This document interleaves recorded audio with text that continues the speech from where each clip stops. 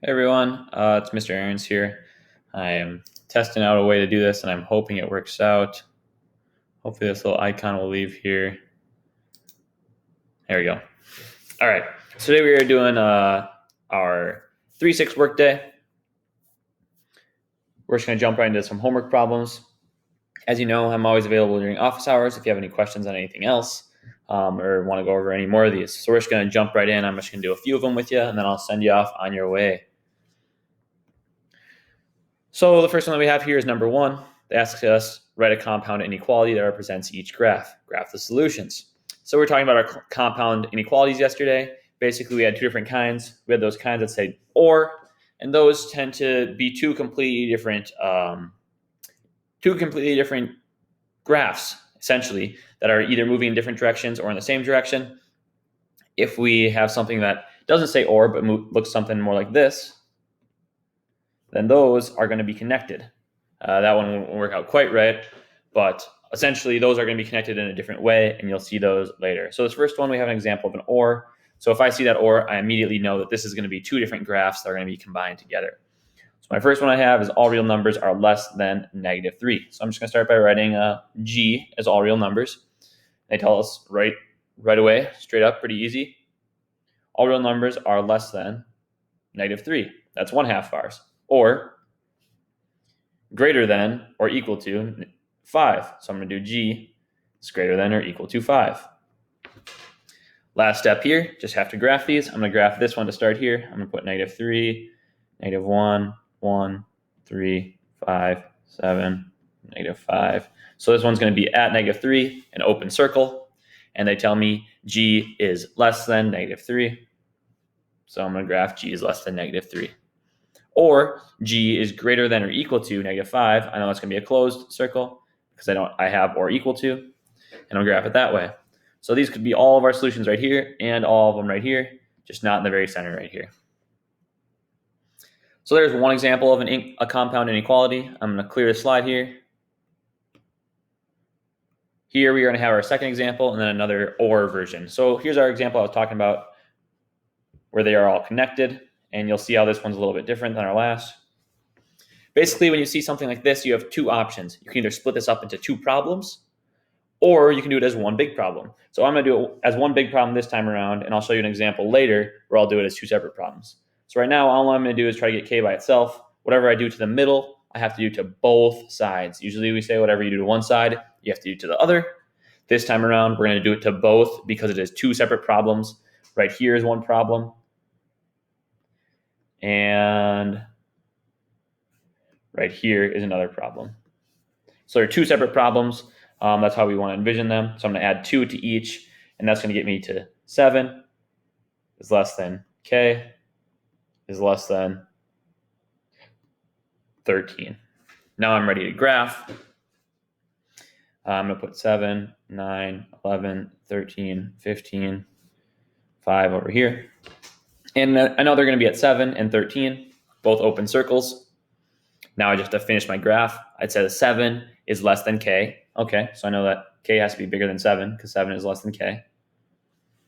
But k is less than 13. Okay, well, k is going to be less than 13. And I am done. Look at that. My solutions can be anything in here. Can't be over here. Can't be over here. Notice how that was different than our last one where we had two separate graphs. These ones combined as one. And that is because they do not have that or in them. Number 5, we're going to have another version of or. So again, we're going to solve this one as two completely different problems. Last time they had a similar factor in their problem. This time it's going to be completely different problems. You know how to solve these on your own.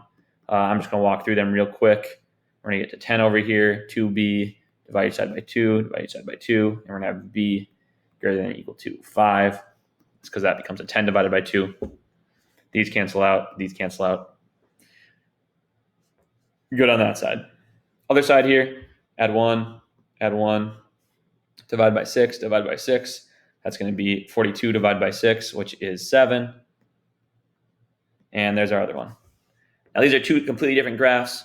Watch how I'm going to graph this. I'm going to go 5, 6, 7, 8, 9, 10, 4 over here. So we got A closed circle at 5, I know it's going to be closed because it's or equal to. A closed circle at 7, I know it's going to be closed because it's or equal to. And I'm going to start with this one. We got b is less than or equal to 7. Okay, so b is less than or equal to 7. Could be any of these.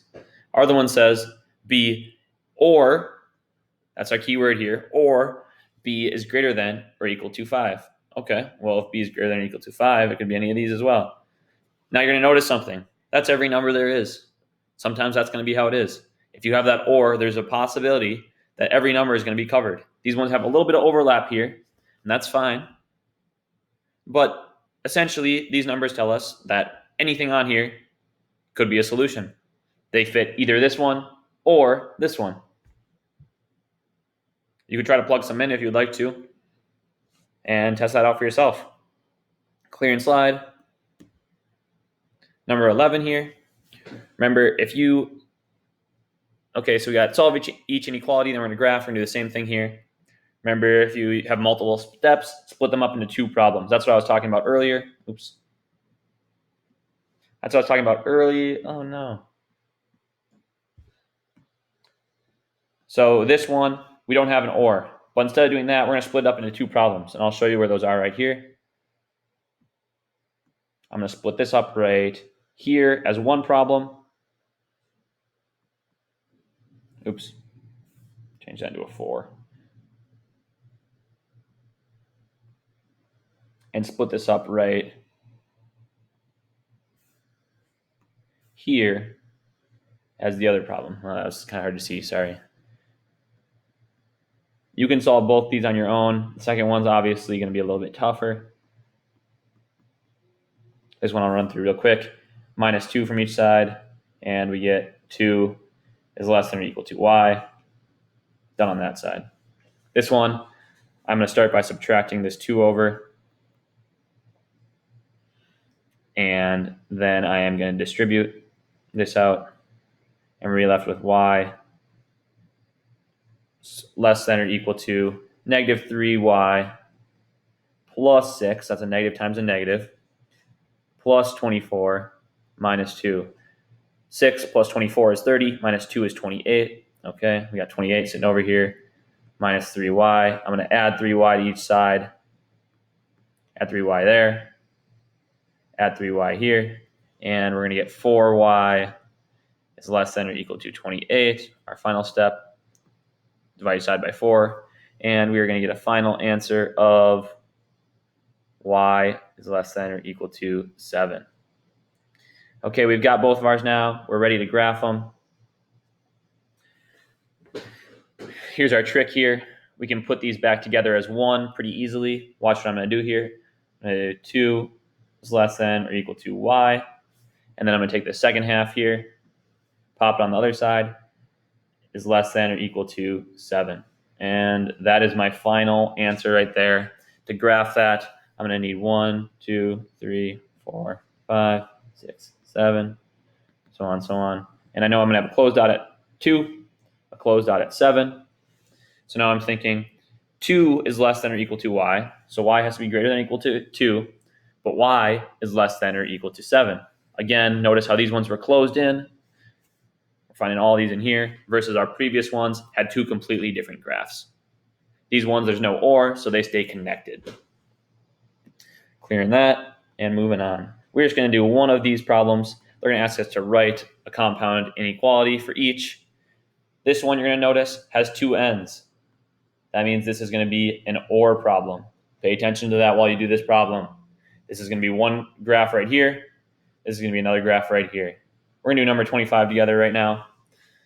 This one, they tell us we got one part moving this way up until here and one part moving this way, but only until here. So I'm going to use the variable, let's use q this time. I know that q is going to be greater than negative 3, but q is also less than 2. So all I have to do is put these together and say that negative 3 is less than q, which is less than 2. Most of you just have to take a second to look at these, think about them. Notice how this became this. All I did was I flipped this symbol and then flipped the spots of q and -3, remembering that it always is going to be eating the bigger number. So right here, q is the bigger number. Right here, q is still the bigger number. If you have any questions on that, hop into my office hours, and I'd love to help you out. And I think this is going to be our last one. I am going to do number 29 with you. On number 30, remember you can use those reciprocals. We talked about those a while back. Go back and review that if you have some troubles with that, or come into my office hours. Number 29, let's pull out a new color. I'm getting tired of this blue on blue. We got y minus 2. We got two separate problems. I see this or in here, so I'm going to write this out as two separate problems. I'm going to start with the first one. Over 2 minus 5, 2, 3. Our goal is to get that variable by itself. I'm going to start by adding 5 to each side. And from there, those will cancel out. Over here, we have 8 now. And then I'm going to times each side by 2 to get closer to getting that by itself. Now we have 16 over here. Those are going to cancel out. Finally, add 2 to each side. This is stuff you've all seen before. And we're going to finish with y is less than or equal to 18. We don't have to flip any of those symbols because we never divided by a negative. And there's our first half. Looking at our second half, we have 1 plus 2y over 3, 41. Start by multiplying it by 3. And we're going to get 1 plus y. Let's see, that would be 123 minus 1 from each side. 122 over here. Divide each side by 2. Those will cancel out. And we'll get, let's see if I got my mental math here, 61. I don't have to flip anything because we never multiplied or divided by a negative. And we're not asked to graph those ones. So right there, you could write this or that, and those would be your solutions together. Again, these are compound inequalities. What that means is there's more than one inequality either put together or used separately, but in one graph. I think that is what I have for you today. If you have any questions, hop into my office hours, and I'd love to help you out. Have a great rest of your day.